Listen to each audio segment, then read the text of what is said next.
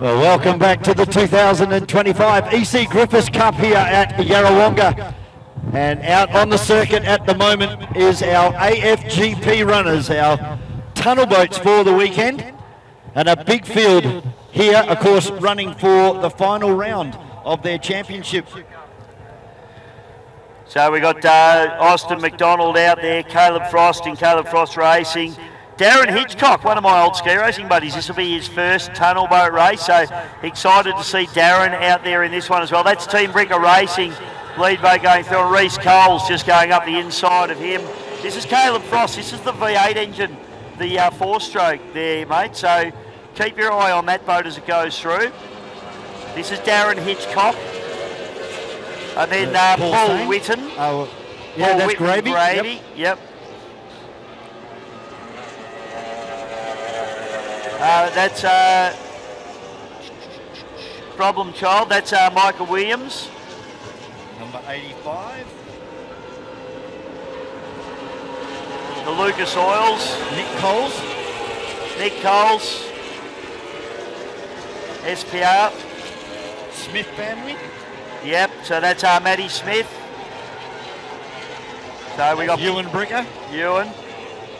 So leading the championship at the moment, mate, is Reece Coles, was it not? Yes, it was. It was.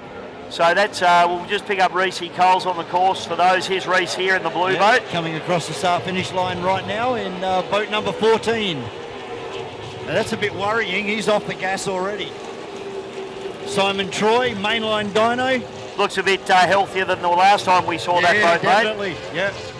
Now this is Darren Hitchcock just going through there, mate. He's hate to say it, but another ski racing boy that's turned his hand to tunnel boat racing. First time racer.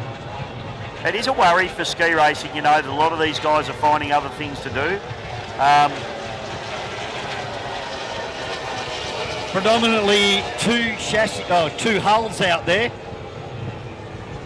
Three I can remember now. There's the GTR, the Grant Trust Racing hull, the Mulgard.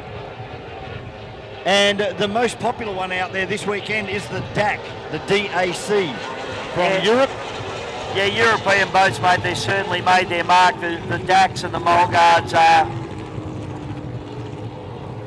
probably the hulls of choice, I'd have to say, in this particular category. So, bit of a headwind, or is it a headwind? Not really, it's a bit of a side wind actually for these guys.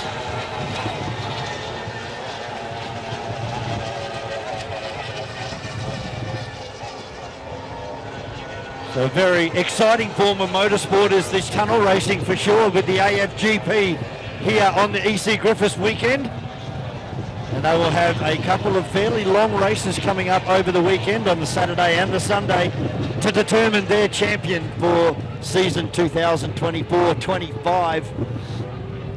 So that's another variable that we need to talk about, Dave, is the wind hitting the boat at different areas on the racetrack. It's going to make the boat behave a lot differently every time you turn a corner. Yeah, these guys will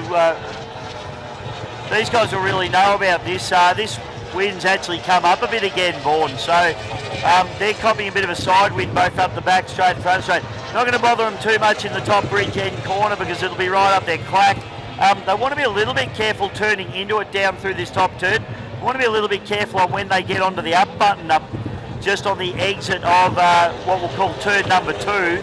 Well, the Mercury power. Caleb Frost just going to the right there, and probably not ideal because Paul Whitten had to take a little bit of evasive action then. Reece Coles back on the gas now, down into turn number 1 and into that breeze that we were just talking about. Number 88 for mainline dynos is Simon Troy. And Nick Coles and the Smith family racing team out there as well. Ewan Bricker into turn number 1 as well. That for me is the best presented boat for the AFGP for this round. Okay, we've got a red flag on the course, mate. I'm not sure. Oh, we've got rescue crews heading over there. Maybe we've had one go upside down. Oh, I hope not, mate. Yeah, hopefully it's just a failure of some description. We're just trying to pick up. I'm just looking on the screen now, mate. I can't quite.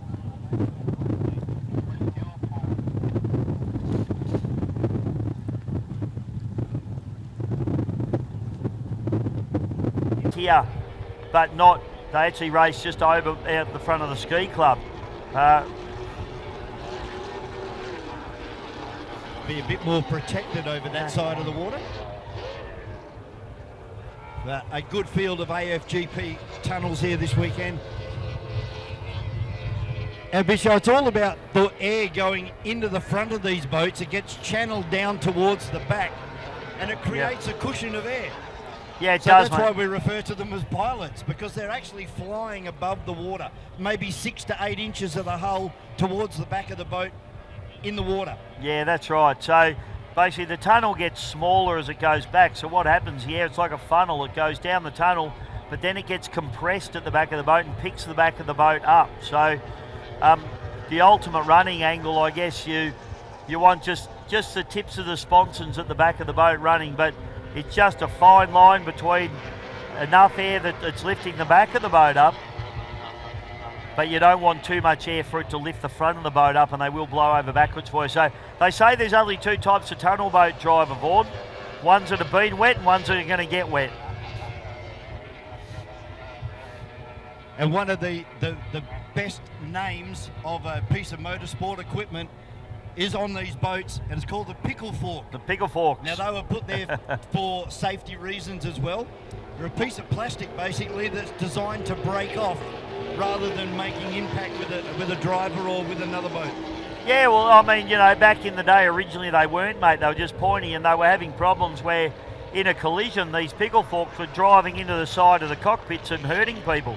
So safety innovations as they come through over the years, these cockpits are now designed to withstand about 8,000 Newton metres of force. So for one thing, they've strengthened the cockpits up substantially to what they were when they were just, you know, timber and ply back in the day. But then they've made them cut their pickle forks off, so the boat's actually finished. They don't have pointy tips. The tips on them are deformable. So they're just a really lightweight plastic or fiberglass shell that's designed to smash if it does have an impact or come off. So it's a simple thing, but you know, it's a thing that's probably saved plenty of people from getting hurt.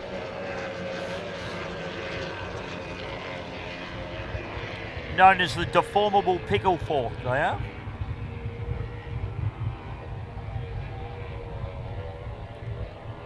Caleb Frost on screen at the moment, just exiting turn number 1, applying the power down with that side wind now that's coming across from the north. Be on driver's right as they head down towards turn number 2.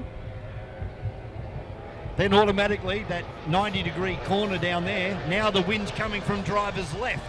So the boat behaves totally different on the way up to turn number 3, where they hold it flat out and let the boat drift across the top of the water. Just watching Darren Hitchcock there as well, mate. He's starting to pick the pace up a little bit, so that's good news. LFR, boat 777 going through.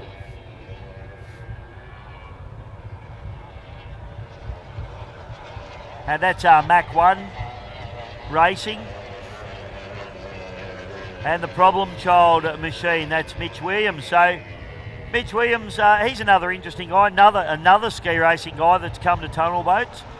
Mitch actually owns a little bit of a media outlet, a bit like Bisho Media, but it's called the 100 Mile an Hour Club. And Mitch does a great job. He does some podcasts. They're nearly as good as the Hose Down podcast, you know, not quite there, but no, Mitch is an absolute ripper. He does our job. He does a bit of commentary as well. Oh, we've had a pickle fork come off or something off the inside boat there, which is a Mach 1 machine. So I just saw it fly through the air. I think it's still floating in the water over there. Yeah, they got the caution flag out. I saw it fly through the air and land in the water, mate. He doesn't seem to be bothering him. It's the port pickle fork has come off. He had to tip him pretty hard because he went up the inside there of the LFR machine. And I think it was enough to actually get some water pressure and rip his pickle fork off. He may not even know, to be honest. No, he might not be able to see it from his position inside the cell. But certainly not affecting the performance at the moment as it comes past. So that Mach 1? Yeah, quick boat, being driven hard. And the V8. Now that's a really distinctive sound, isn't it, compared to the other ones? doesn't seem to be revving as high as the other Mercuries, the 2.4s and 2.5s. No, Caleb not out there at the moment, mate. That's That was the LFR. no, that's not Caleb. That's one of our LFR is Greg Lambert.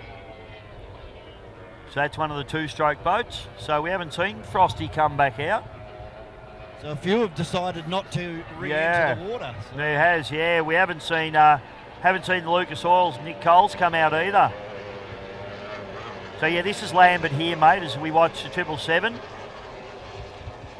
So that's running the 2.4 litre.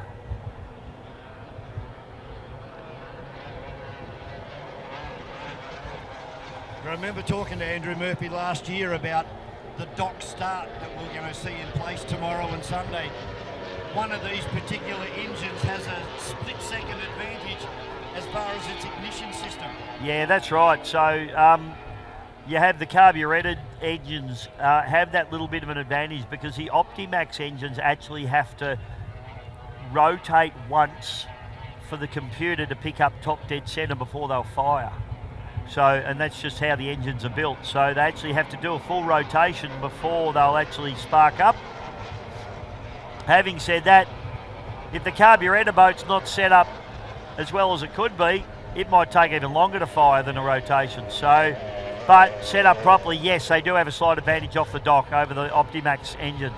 But then the Optimax has the advantage of overall top speed. Yeah. So what they lose out at the start of the race, they can gather back during the race. Yeah, that's exactly right, Vaughan. So starting to quieten down now out there on the water. Still lots more to come this afternoon here at Lake Mawela for the EC Griffiths Cup. You would have to say the holy grail of powerboat racing in Australia. It's Australia's the world's second longest running trophy in motorsport. That's a pretty good record. Mate, it's an amazing trophy. You would have had the chance to have a look at it, I'd reckon, Vaughan. It's a very, what would you call it, Art Deco, very traditional, silver, beautiful, in a 1920s sort of way. You need a wheelbarrow to take it home. Need a forklift and a truck. It's a huge trophy. It's unbelievable. I got a chance to see it last year. Mach 1, boat number 102, decided to come in as well. Can't really see from this angle whether it was that left port pickle fork. Yes. So lots of outboard fans here this weekend, and we've got to talk about it, Bisho. It's something that's been going on in powerboat racing for many a year. It's this rivalry between the outboard guys and the inboard guys. Now, if you talk to the inboard guys, they're going to tell you don't want to race one of those stinky things. Well, they call them post hole diggers, the inboard guys. They call them the post hole diggers.